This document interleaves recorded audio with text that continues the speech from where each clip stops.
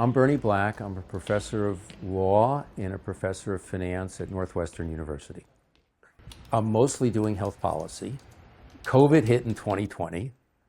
I'm going to study COVID like everybody else, and the question is, can I find something interesting to do that other people can't do?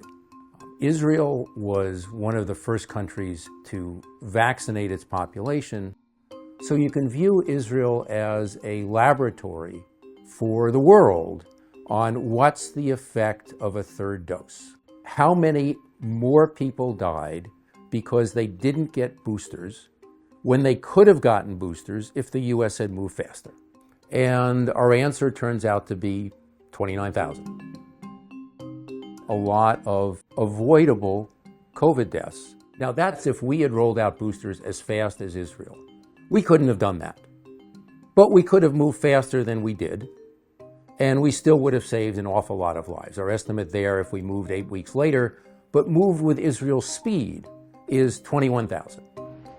What we saw was a lot of pushback, partly from within the FDA, which had scientists who were used to doing things their own slow, methodical way. And their view, as best I could tell, seems to be, we don't trust the Israeli data, we want to see our own data.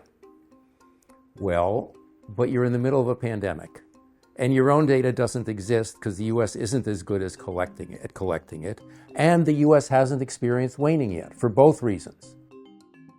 And what happened in the US was, even when we authorized boosters, the take-up was a lot slower because the public health messaging was just not crisp and clear.